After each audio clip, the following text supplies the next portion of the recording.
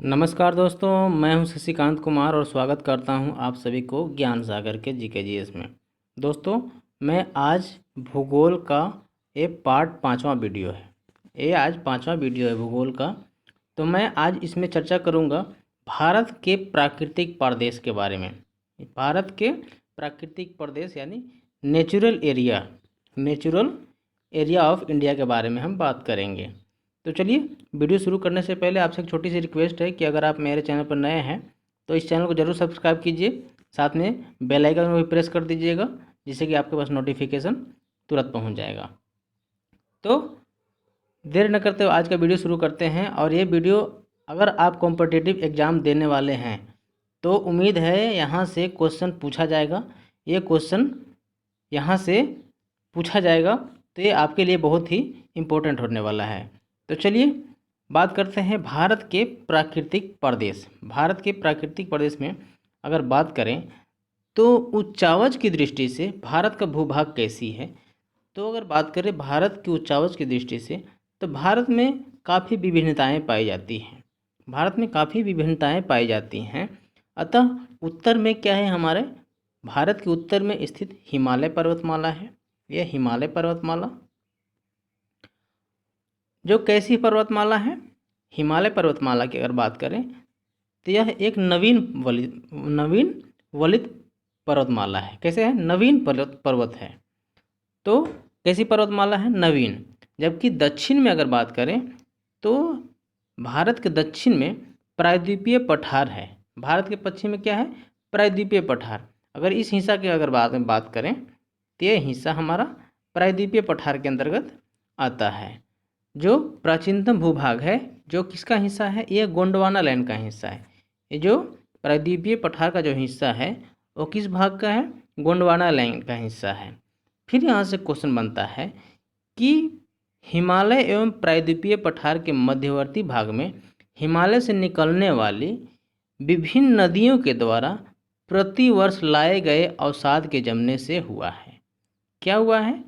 इधर से हो गया प्रायद्वीपीय पठार और इधर से हो गया हिमालय से आने वाली विभिन्न नदियाँ, यानी हिमालय एवं प्रायद्वीपीय पठार के मध्य में हिमालय से निकलने वाली विभिन्न नदियों के द्वारा प्रतिवर्ष लाए गए अवसाद के जमने से हुआ है। किसके जमने से? जमने से क्या हुआ है? उत्तर भारत का विशाल मैदान का नया भूभाग का निर्माण हुआ है। फिर यहाँ से क्वेश्चन बनता है कि भारत का कुल क्षेत्रफल में कितना प्रतिशत मैदान और कितना प्रतिशत पर्वत और कितना प्रतिशत पठार का क्षेत्र आता है। तो अगर भारत के बारे में अगर बात करें तो भारत के कुल क्षेत्रफल पर कितना प्रतिशत भाग मैदान और पर्वत पठार और उच्च पर्वत श्रेणी और निम्न पर्वत श्रेणी है। तो अगर बात करें भारत का क्षेत्रफल तो भारत का क्षेत्रफल कितना है?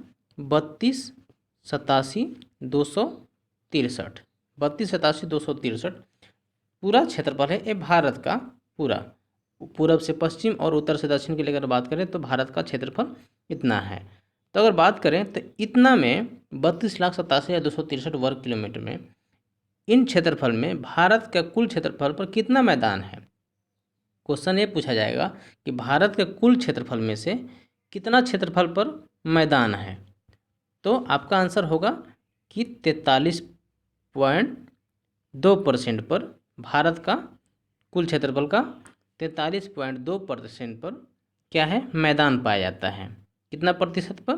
भारत के कुल मान के चलते हैं 100% में से 43%, अगर एग्जैक्ट के बारे में बात करें तो 43.2% भाग पर क्या है? मैदान है। जबकि 27.7% पर क्या है?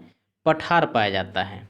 पठार जैसे प्रायद्वीपीय का पठार और मैदान जैसे उत्तर भारत का मैदान, इस तरह से सब मिलाकर के 43.2% भाग पर मैदान और 27.7% भाग पर पठार पाया जाता है। और बाकी शेष कितना बचा? 29.1% पर क्या है? पर्वत श्रेणी का विस्तार है। क्या है? पर्वत श्रेणी का विस्तार, यानी 3 भागों में। सबसे पहले सबसे ज़्यादा भारत में 43% भाग पर मैदान पाया जाता है, 27.7% पर क्या पाया जाता है, पठार पाया जाता है, और बाकी शेष 29 पॉइंट पर ये पर्वत श्रेणी का विस्तार है। और इस 29.1% में, इस 29.1% का क्षेत्रफल का 10.6% पर उच्च पर्वत श्रेणी का विस्तार है, और 18.5% पर क्या विस्तार है, 18.5% पर भाग पर पहाड़ स्थित है। 10.6 पर उच्च पर्वत श्रेणी और 18.5 पर पहाड़ जैसे छोटे छोटे पर्वत श्रेणी। तो यहाँ से उम्मीद है कि आप समझ पाए होंगे कि भारत का क्षेत्रफल पर कितना मैदान पाया जाता है और पठार पाया जाता है और पर्वत श्रेणी। तो पर्वत श्रेणी की अगर बात करें तो 29.1%, अगर पठार के बारे में बात करें तो 27.7%, और मैदान की बात करें तो 43.2%। तो दोस्तों यहाँ से क्वेश्चन तीनों से पूछा जाता है। तो उम्मीद है यह क्वेश्चन आप समझ पाए होंगे। फिर यहाँ से क्वेश्चन बनता है कि भारत का प्राचीनतम भूभाग कौन सा है। तो भारत का प्राचीनतम भूभाग कौन सा है, तो ये है, ये वाला जो क्षेत्र है, ये वाला प्रायद्वीपीय क्षेत्र है। यानी भारत का जो प्राचीनतम भूभाग है ये प्रायद्वीपीय पठार का है, जिसका आकार कैसा है, तो आकार की अगर बात करें तो ये आकार अगर ये इसको देखें तो किस तरह से दिखने में लग रहा है, ये त्रिभुजाकार है। ये प्रायद्वीपीय पठार का क्षेत्र कैसा है, प्रायद्वीपीय का त्रिभुजाकार है। अगर संपूर्ण भारत के बारे में पूछा जाए तो संपूर्ण भारत के आकार कैसा हो जाएगा, तो संपूर्ण भारत की अगर बात करें तो ये चतुर्भुजाकार में आता है। कैसा आता है, चतुर्भुजाकार में आता है संपूर्ण भारत का। लेकिन प्रायद्वीपीय पठार का जो हिस्सा है किस आकार का है, त्रिभुजा आकार का है। तो क्वेश्चन घुमा सकता है, त्रिभुजाकार कौन है और चतुर्भुजाकार कौन है, तो इसमें आपको कन्फ्यूजन होने वाली बात नहीं होना चाहिए। फिर यहाँ से पूछा जाता है कि भारत को कितने प्रादेशिक भागों में बांटा गया है, यानी कितने भौतिक प्रदेशों में बांटा गया है। तो आपको जानकारी होना चाहिए कि भारत को 4 भौतिक प्रदेशों में बांटा गया है। कितना, 4 भौतिक प्रदेशों में बांटा गया है। इसमें पहला आता है उत्तर में स्थित हिमालय पर्वतमाला, ये वाला हिस्सा उत्तर में स्थित हिमालय पर्वतमाला। फिर उत्तर भारत का विशाल मैदान, उत्तर भारत का ये विशाल मैदान। फिर आता है ये प्रायद्वीपीय पठार, तीसरा प्रायद्वीपीय पठार, और चौथा आता है समुद्र तटीय मैदान एवं द्वीप समूह। जैसे समुद्र तटीय मैदान अरब सागर में और हिंद महासागर में, और इधर बंगाल की खाड़ी में ये होता है समुद्र तटीय मैदान। तो भारत को भौतिक प्रदेशों के अनुसार कितने भागों में बांटा गया है, 4 भागों में। कौन कौन, पहला उत्तर में स्थित हिमालय पर्वतमाला, दूसरा उत्तर भारत का विशाल मैदान, उत्तर भारत का विशाल मैदान, और तीसरा प्रायद्वीपीय पठार, प्रायद्वीपीय पठार, और चौथा समुद्र तटीय मैदान एवं द्वीप समूह। तो हम इन चारों के बारे में चर्चा करेंगे। तो सबसे पहले बात करते हैं उत्तर में स्थित हिमालय पर्वतमाला। यह हिमालय पर्वतमाला है, इसके बारे में हम पहले बात करते हैं कि हिमालय पर्वतमाला में क्या क्या है। तो आपको बता दें कि सबसे पहले हिमालय क्या है, हिमालय एक हमारा नवीन पर्वत है। कैसे पर्वतमाला है, हिमालय एक हमारा नवीन पर्वतमाला है, जिसका विस्तार कहाँ से कहाँ तक है, ये अरुणाचल प्रदेश ब्रह्मपुत्र नदी घाटी के गौज से लेकर के पश्चिम में सिंधु नदी गौज तक, ब्रह्मपुत्र नदी घाटी अरुणाचल प्रदेश से लेकर के, इसको नामचा बरवा बोलते हैं यहाँ पे अरुणाचल प्रदेश में, नामचा बरवा से लेकर के पश्चिम में सिंधु नदी गौज तक, पश्चिम में कहाँ, सिंधु नदी गौज तक इसका विस्तार है। लेकिन अगर बात करें जम्मू कश्मीर तक लगभग 2500 किलोमीटर, यानी अगर इस पूरा एरिया के बारे में बात करें तो कितना किलोमीटर, 2500 किलोमीटर में लंबी पर्वतमाला में इसका विस्तार है। किसका, हिमालय पर्वतमाला का। लगभग अरुणाचल प्रदेश से लेकर के नामचा बरवा से लेकर के सिंधु नदी गौज तक, यहाँ नंगा पर्वत है, इस नंगा पर्वत तक 2500 किलोमीटर तक इस हिमालय का विस्तार है। तो उम्मीद है यह पॉइंट समझ पाए होंगे। फिर यहाँ से क्वेश्चन बनता है कि हिमालय की औसत चौड़ाई कितना है। ये तो लंबाई हो गया 2500 किलोमीटर, लेकिन अगर बात करें हिमालय की तो हिमालय की औसत चौड़ाई कितना है? 160 किलोमीटर है। कितना है? 160 किलोमीटर से लेकर के 400 किलोमीटर, यानी 160 किलोमीटर से लेकर के 400 किलोमीटर है। किसका? चौड़ाई है। यानी कहने का मतलब है कि हिमालय जो है ये पूरब यहाँ से लेकर के शुरू जो होता है, तो यहाँ पे चौड़ाई थोड़ा ज़्यादा है, यहाँ पे चौड़ाई थोड़ा ज़्यादा है, और यहाँ पे धीरे धीरे चौड़ाई इसका कम हो गया है। यानी इस क्षेत्र में क्या है, इसका चौड़ाई कम है। कितना है? 160 किलोमीटर से लेकर के कितना? 400 किलोमीटर। यानी सॉरी, इसमें उल्टा है, यहाँ से लेकर के यहाँ पे क्या है? उच्च पर्वतमाला है। यानी हिमालय में जितने भी उच्च पर्वतमाला है वो सभी क्या है? इस एरिया में है। जैसे हिमालय में हो गया कौन कौन?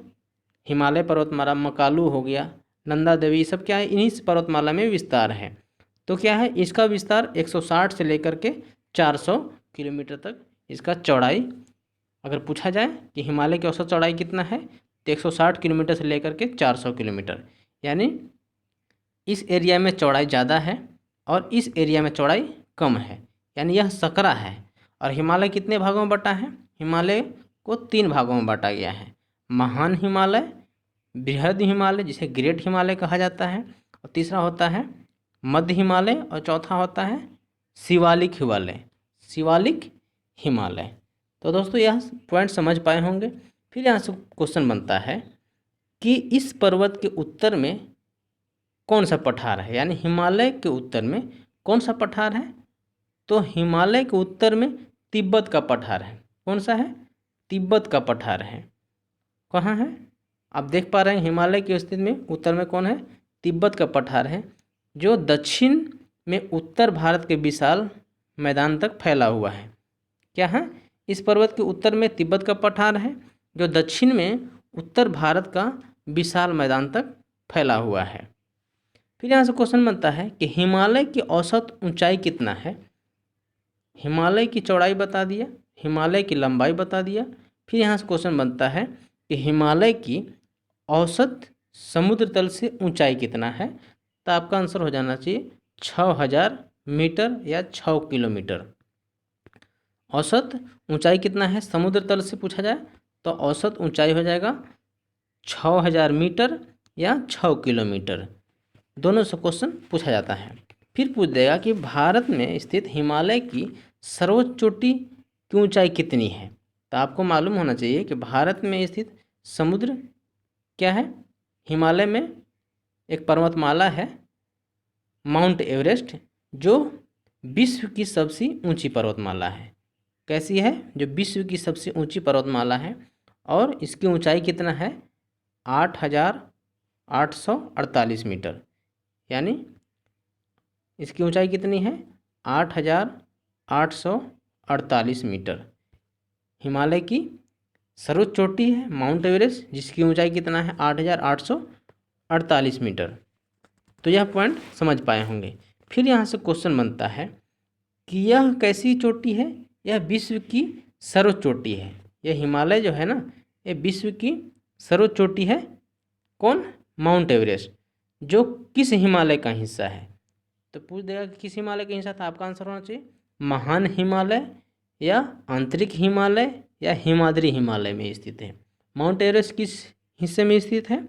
बताया था कि हिमालय 3 भाग में है, बृहद हिमालय या महान हिमालय, मध्य हिमालय और शिवालिक हिमालय। तो आपसे क्वेश्चन पूछा गया कि जो माउंट एवरेस्ट है वो किस श्रेणी का हिस्सा है? तो आपको ज्ञात होना चाहिए कि महान हिमालय या बृहद हिमालय या हिमाद्री हिमालय में स्थित है। कौन? Mount Everest. अब ये मुख्य रूप से किस में स्थित है? कि कौन सा देश में? क्या भारत में है? नहीं, माउंट एवरेस्ट जो है ये नेपाल में स्थित है। कौन सा देश में है? माउंट एवरेस्ट नेपाल में स्थित है, जबकि फैला हुआ है भारत नेपाल में फैला हुआ है। फिर बात करें माउंट एवरेस्ट को नेपाल में किस नाम से जाना जाता है?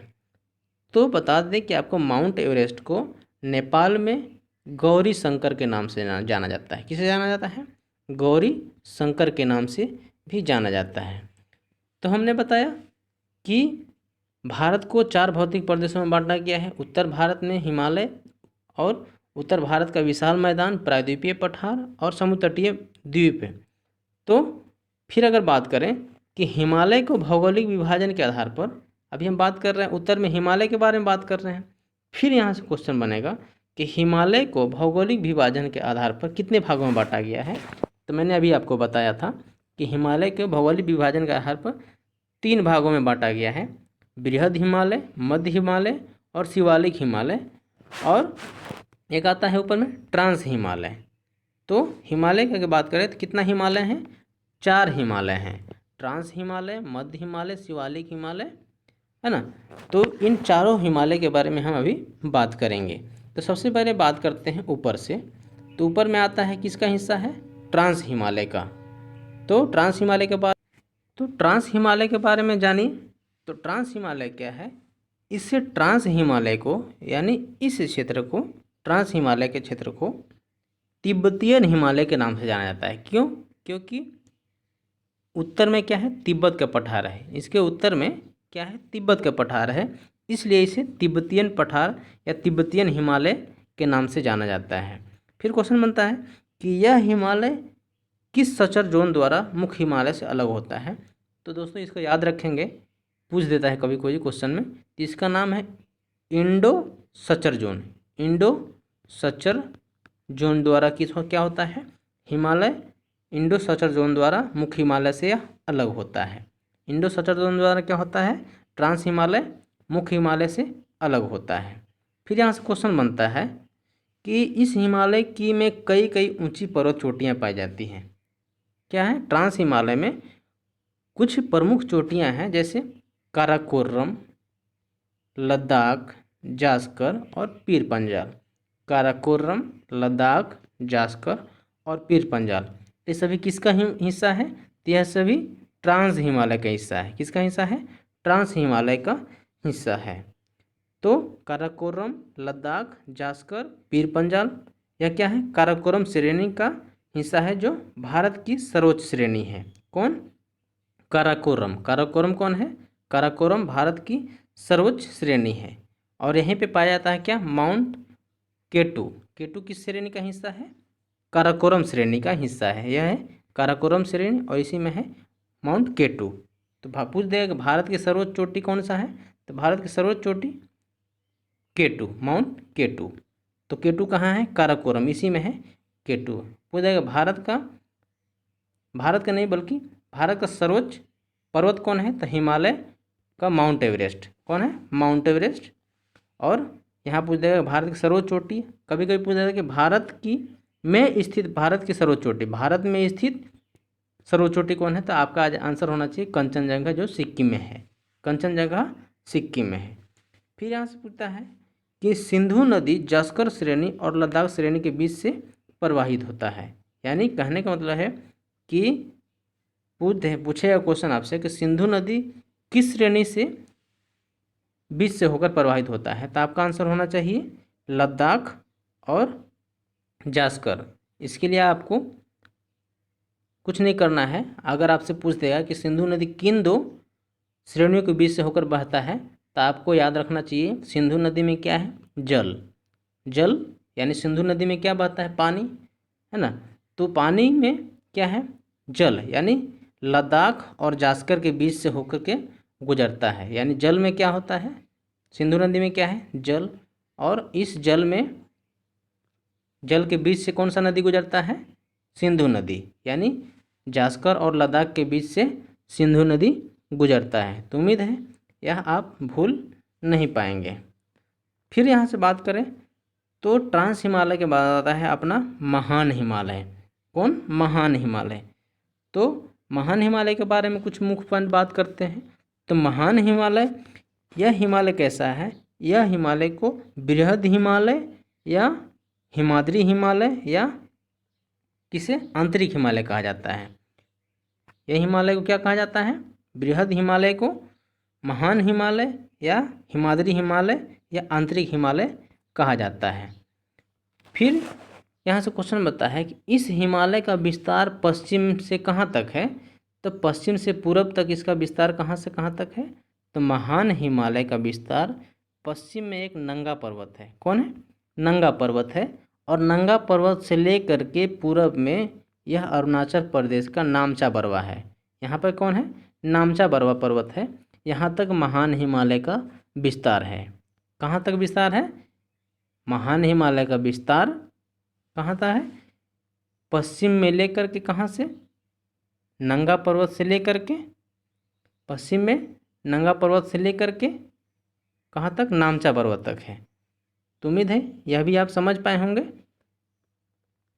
फिर यहाँ से क्वेश्चन बनतेगा कि यह जो हिमालय है नंगा पर्वत से लेकर के, नंगा पर्वत से लेकर के नामचा पर्वत तक, इसका लंबाई कितना है, तो इसी का लंबाई है 2500 किलोमीटर।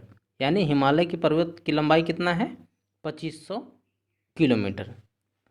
तो यह समझ पाए होंगे कि हिमालय की लंबाई कितना है, 2500 किलोमीटर। कहाँ से कहाँ तक, आपको ऑप्शन 4 ऑप्शन दे देगा, उस 4 ऑप्शन में भी यह 2 ऑप्शन रहेगा। तो आप उम्मीद है यह समझ पाए होंगे कि पश्चिम में नंगा पर्वत से लेकर के पूरब में अरुणाचल प्रदेश का नामचा पर्वत तक हिमालय का विस्तार है।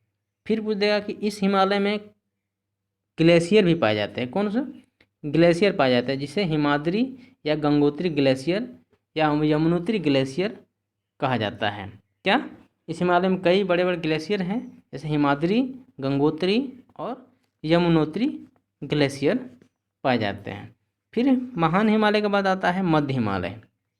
महान हिमालय के बाद आता है मध्य हिमालय। तो मध्य हिमालय के बारे में अगर बात करें तो इस हिमालय को लघु हिमालय के नाम से जाना जाता है।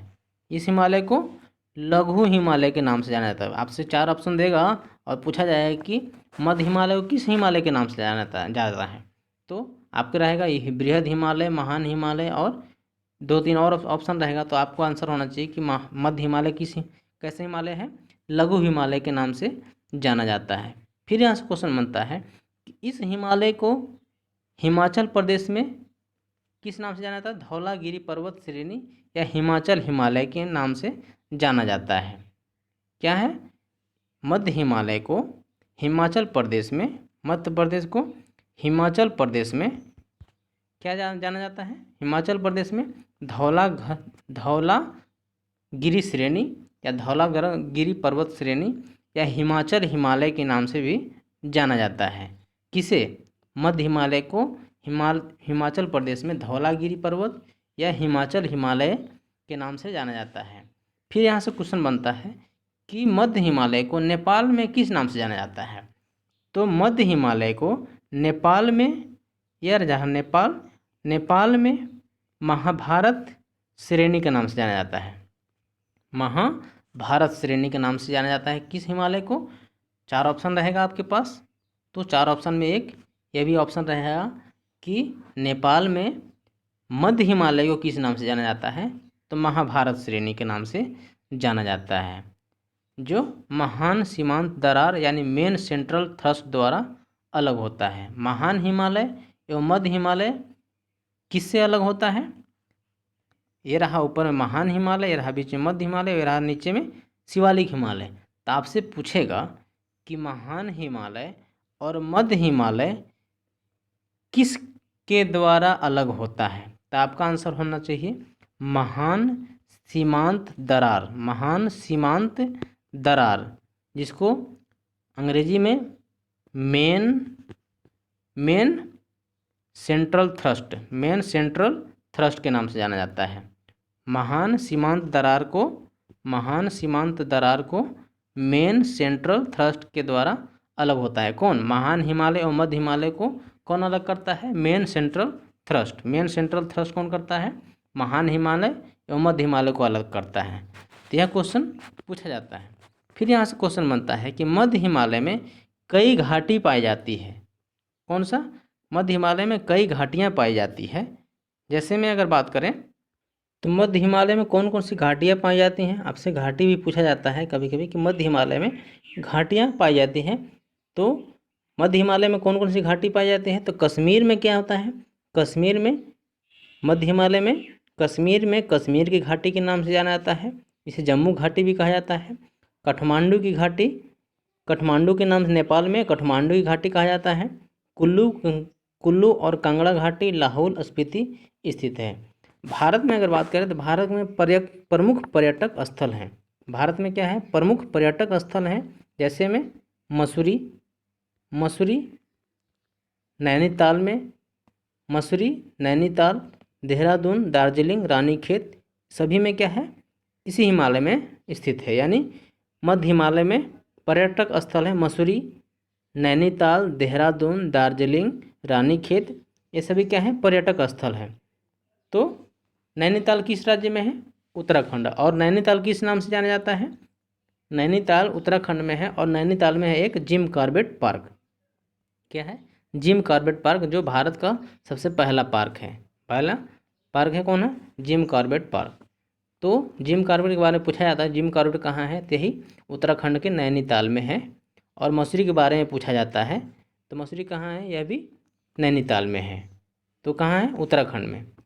फिर यहाँ से क्वेश्चन बनता है कि इस हिमालय में कई कोणधारी वन पाए जाते हैं। किस हिमालय में, मध्य हिमालय में कई कोणधारी वन पाए जाते हैं। कोनिकल फॉरेस्ट जिसको बोला जाता है, कोनिकल फॉरेस्ट पाया जाता है। इसमें जम्मू कश्मीर में मर्ग, जम्मू कश्मीर में मर्ग, इसे मर्ग या गुलमर्ग या सोनमर्ग के नाम से जाना जाता है।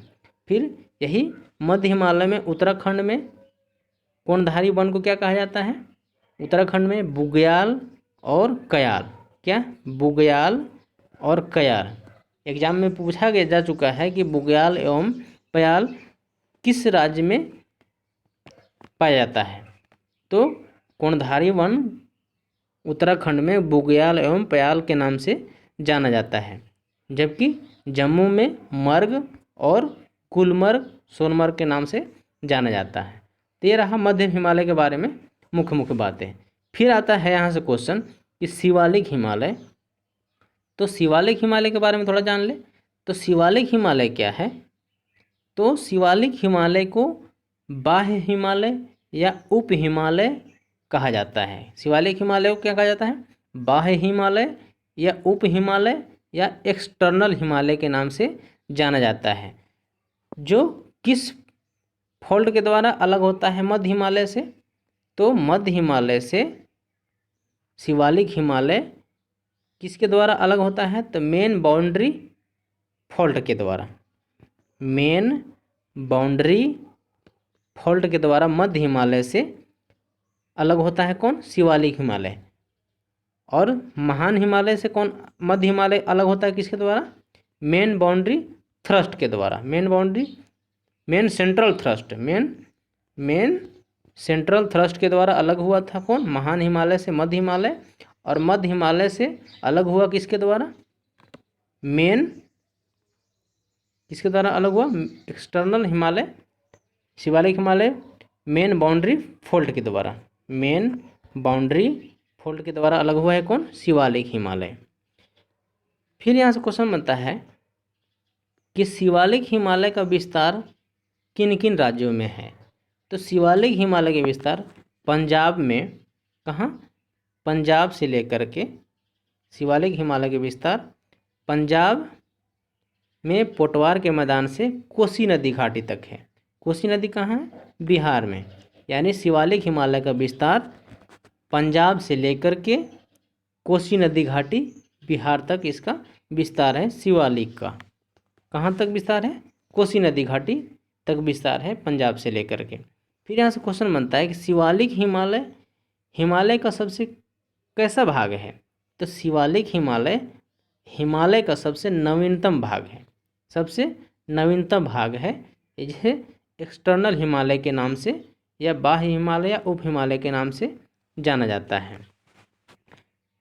फिर इसी के नाम से foot hill of Himalaya, Himalaya का पदस्थली के नाम से भी किसे जाना जाता है, फुट हिमालय, यानी फुट हिल ऑफ हिमालय किसे नाम से जाना जाता है, शिवालिक हिमालय को हिमालय का पदस्थली के नाम से जाना जाता है। किसे, शिवालिक हिमालय के नाम से। फिर यहाँ से क्वेश्चन बनता है कि मध्य हिमालय एवं शिवालिक हिमालय के बीच में कई घाटी पाई जाती है। मध्य हिमालय एवं शिवालिक हिमालय के बीच में कई घाटी पाई जाती है। इसके पहले मध्य हिमालय में बताया था कि मध्य हिमालय और महान हिमालय के बीच में कई घाटी पाई जाती है, जैसे जम्मू कश्मीर में कश्मीर की घाटी, और बताए थे कुल्लू घाटी, कांगड़ा घाटी, काठमांडू घाटी बताया था। इसी तरह से मध्य हिमालय से शिवालिक हिमालय जब अलग होता है तो इसमें कई कई कुछ घाटियाँ पाई जाती है, जिसे पूरब में कहते हैं द्वार। पूरब में क्या कहते हैं? द्वार। द्वार जिसे उत्तराखंड में हरिद्वार, उत्तराखंड में कहा जाता है हरिद्वार। और पश्चिम में दून, देहरादून, पश्चिम में दून या देहरादून के नाम से जाना जाता है। तो दोस्तों ये रहा हिमालय का भौगोलिक विभाजन के आधार पर मैंने 4 हिमालय के बारे में बताया। महान हिमालय, मध्य हिमालय, शिवालिक हिमालय और ट्रांस हिमालय के बारे में बताया। तो उम्मीद है यह वीडियो आपको अच्छा लगा होगा, और अगर अच्छा लगा है तो इस वीडियो को लाइक ज़रूर कीजिएगा। साथ में अगर आप मेरे चैनल पर नए हैं तो सब्सक्राइब भी कर लीजिएगा और बेल आइकन को प्रेस कर लीजिएगा, क्योंकि ऐसे वीडियो हम लाते हैं तो आपके पास सबसे पहले नोटिफिकेशन जाए। तो चलिए मिलते हैं फिर नेक्स्ट वीडियो में। तो तब तक के लिए आप सभी को इस वीडियो को देखने के लिए बहुत बहुत धन्यवाद।